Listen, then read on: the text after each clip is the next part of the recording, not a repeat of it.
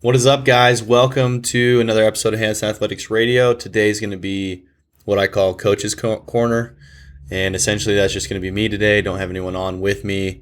Wanted to talk about a topic that I recently wrote an article on, and that's going to be what we call shark-infested waters, or running a business in your local market, and some tips and pointers that, from my experience, can really help drive your business and create a better, not only culture, but just community partnership. I think there's a couple things that I've seen since starting the gym that is pretty common in terms of I was in Salt Lake, Logan, and then now in Pocatello. So in the Idaho-Utah market, I would assume it's similar across other domains. But first and foremost, there's this idea that you run into in business sometimes where there's less progressive mindsets. People think there's only a certain amount of clients. So whatever town you're in, there's only a certain amount of opportunity you have, a certain amount of money to be made. And if anybody else in your AKA market is doing okay, or everyone's a competitor and essentially they're affecting you immediately by having clients and by being successful. And you kind of think that there's only, 5 pieces of the pie. And if Sarah eats 3, there's only 2 left for you to eat. Rather than looking at it from a different approach, which I've taken and used in my setup of the business, as well as partnerships that I have with the business. And it's been much more successful. And people constantly come to me saying, "Oh, that's awesome that you do that. That's, that's awesome. You can work with people, that you can incorporate other businesses and be successful." When really it's not that confusing or that hard. I think you just need to take more of a mindset that, you're not just competing in the gym business. We'll just relate this to the gym, but this can kind of go with any field. If you categorize yourself just to a certain, I'm a gym, so I'm in the gym business, and you're going to compete on the typical things that people think of when they say gym. You're kind of limiting yourself, not only in the types of revenue that you can bring in, but you're limiting yourself to pretty much the worst thing that can happen, and that's pricing. Okay, so if you're a business and you are competing on pricing, whether you're doing great now, okay now, you're definitely probably set up to fail in the future. Okay, pricing is the worst thing that you can compete with, and it's going to not only drive to either you closing your doors, but from financial, but possibly even just from burnout and being sick of, your passion will become something that you are not excited about anymore, which is, that's the worst thing we could see. So I think you need to develop a mindset. So for my gym, we definitely don't take the approach that there's only a certain amount of clients. I'm in a smaller town in Idaho, but I would say if you actually paid attention to what's going on around you, there's probably 70 to 75% of the population that is untrained. So you see these people, these gym populations, and you think, no, those are the people I'm going after. Those are the people that are in the market. It's like, no, everybody with a body is in the market, and there's a lot of people that aren't being trained, that don't have people coming forward to coach them or even targeting them. So first off, the idea there's only a certain amount of clients, in your population, that's very, very likely to be untrue, that everyone is being trained, or everyone that needs to be trained has a coach and has somebody, working with them. And it's just kind of a ridiculous concept that people think, there's only a certain amount of people that are interested in the gym. No, I think everybody can be interested in the gym. You just have to know how to connect with them and show them that it's worth their time. So what we have decided to do is we don't compete in the gym business, and I don't really compete with anyone. So we've teamed up So instead of competing, I encourage you to use the idea or mindset of finding partners in the community that can help not only spread the message about what you do, but um, provide you leads. So we work with a physical therapy clinic. So we are in the same building, and that provides opportunity to be seen by people, and vice versa. So I will recommend everyone that maybe is in need of a little bit more of a clinical approach to go to her, and if she has someone that's in need of some extra training, we get to meet with them and see if it's a good fit. I'm also teamed up with another gym. So there's a gym in town that by the name of Driven that has a great coach and owner, and she does more of the group class scene, and we don't really do the group class. So we've decided to focus on more one-on-one training and small group training. And why they still have that, that's our bread and butter.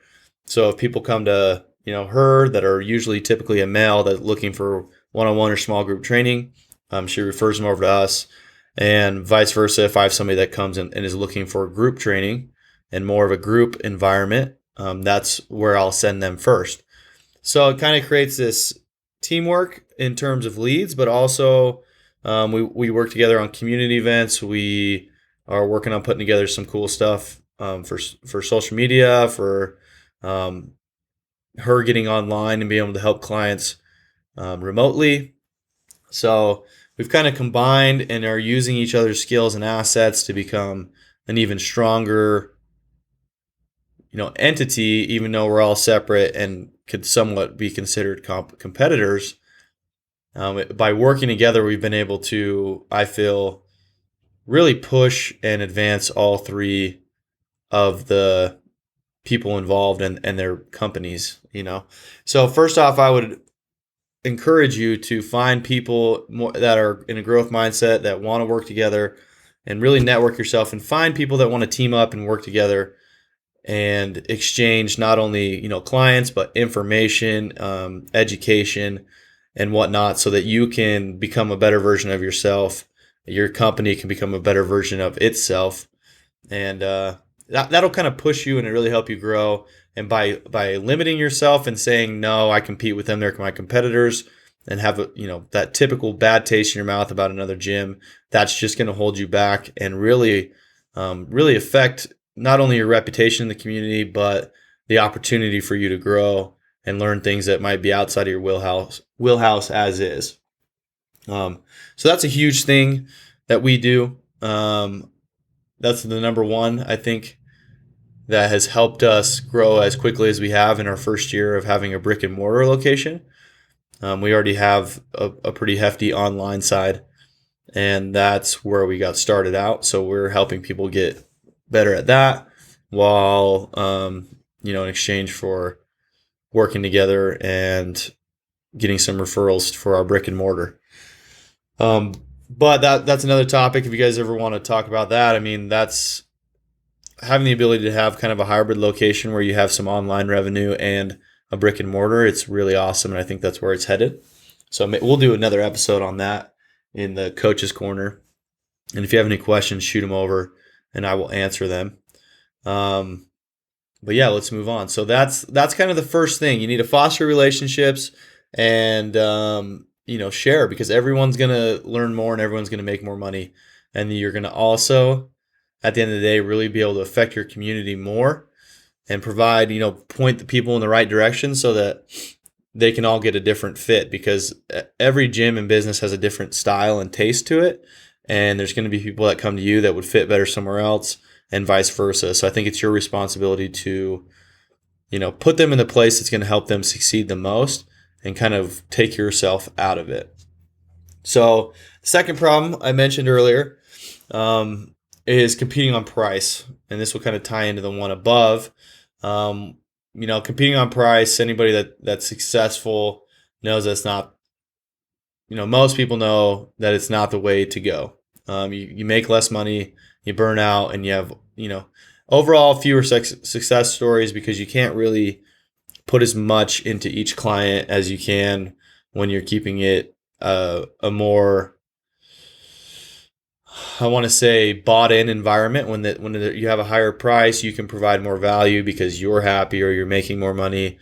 You feel invested, your client feels invested, and it makes you really feel like you've got to bring your A game when you're training them, rather than being like, well, they're only paying me this much money, so I'm going to provide that type of experience, if that makes sense.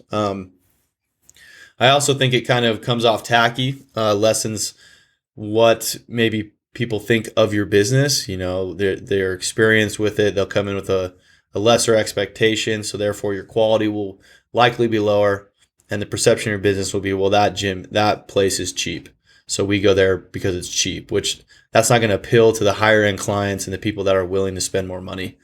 Um, and then what ties in with that is I would challenge you to find something with your business or your something you want to start up. It could be anything. Find something within you or your business that doesn't really compete in the market. So one of my mentors, Logan, taught me this concept, and it's called the blue water approach. And basically what that means is you're going to separate and compete with your business based on a value that your business brings the best out of anyone in your market. So you're not going to compete on price. You're going to compete on, for example, Hanson Athletics. Ours is the best coaching. So we truly believe we bring world-class coaching and the best coaching available, not only due to our education and the amount of time we've put into our coaching, but also the mindset we come in as coaches, and our experience with clients. So we keep it very one-on-one. We keep it small groups so that when people come in, there's never more than 3 or 4 athletes per coach, and typically it's one-on-one. And this creates an environment where we can really coach them and give them actionable information on how to improve themselves. Everyone that comes in has individualized programming, so they all have their own workout that is based on their needs, and that really fosters an environment of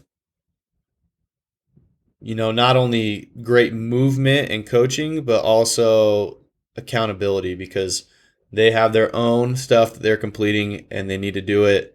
And we are tracking all of that, and we're right there to give them feedback when they either falter or they're not living up to the movement standards and principles we have. And it's a very value-centric environment.